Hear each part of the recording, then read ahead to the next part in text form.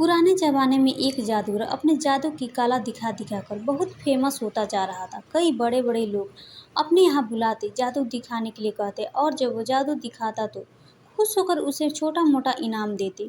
जादूगर इतना प्रख्यात हो गया था कि उस राज्य के राजा तक भी उसकी बात पहुँच गई। इसलिए राजा ने भी उसका जादू देखने की इच्छा जताई।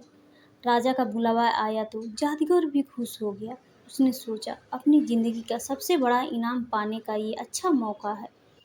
कोई ऐसा जादू दिखाऊंगा कि राजा उसे खुश होकर बहुत बड़ा इनाम दे दे। जादूगर राजा के दरबार में पहुंचा। तब तक उसने सोचा नहीं था कि वह क्या जादू दिखाएगा। उसे यह तो पता था कि छोटी मोटी चीजें गायब करने वाले जादू से राजा को वो खुश नहीं कर सकता। उसे कुछ बड़ा करना पड़ेगा। उसने जब राजा को पहली बार देखा तो उसकी नज़र सबसे पहले राजा के मुकुट पर पड़ी और उसने मन बना लिया कि राजा का मुकुट ही गायब करके सबको आश्चर्यचकित कर दिया जाए। जादूगर ने अपना जादू शुरू किया और जैसा उसने सोचा था राजा का मुकुट गायब कर दिया। राजा का मुकुट गायब होते ही सभा में बैठे सभी लोग राजा पर हंसने लगे। राजा को लगा कि जादूगर ने जानबूझकर उसकी तौहीन की है, इसलिए ऐसा किया है। राजा लोगों की हंसी को अपना अपमान समझ बैठा। गुस्से में आए राजा ने तुरंत उस जादूगर को पकड़कर काल कोठरी में डालने का हुक्म दिया और साथ में यह भी कहा कि इसे 7 दिन बाद फांसी की सजा दे दी जाए। जादूगर ने ऐसा नहीं सोचा था जो हो गया। फिर भी जादूगर इतना परेशान और दुखी नहीं दिख रहा था जितना उसे होना चाहिए था। जादूगर की पत्नी को जब इस बात की खबर लगी तो वो दौड़ी दौड़ी जादूगर को मिलने के लिए काल कोठरी में आई। वो अपने पति को इस तरह से मुसीबत में फंसे देखकर रोए जा रही थी। जादूगर ने उसे समझाया कि चिंता मत करो और खुश रहो। पत्नी को लगा कि मौत की सजा सुनकर जादूगर को सदमा लगा होगा, इसलिए ऐसी बहकी बहकी बातें कर रहा है। पत्नी बोली, आप ऐसे समय भी कैसे खुश रहने की बात कर सकती हो।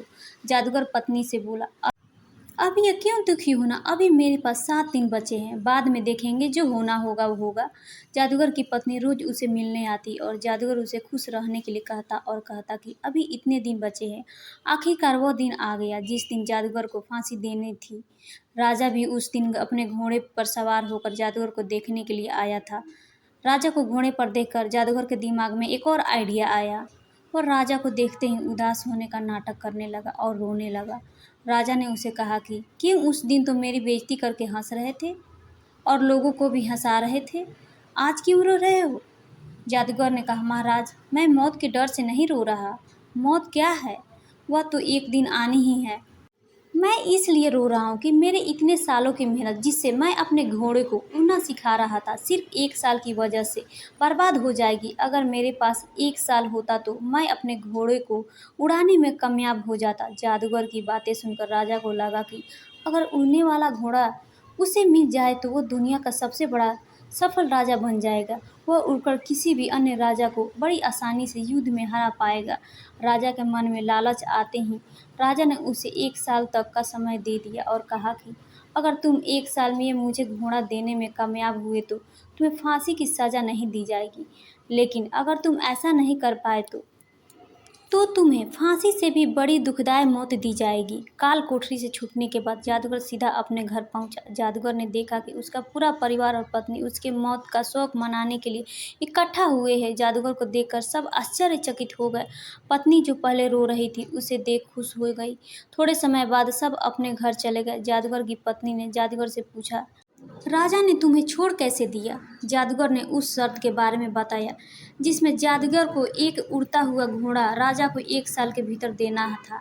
शर्त को सुनकर जादूगर की पत्नी फिर गुस्सा हो गई और बोली, तुम कैसी अजीब शर्त मानकर आ गए, क्या तुम नहीं जानते ऐसा घोड़ा कभी संभव नहीं है।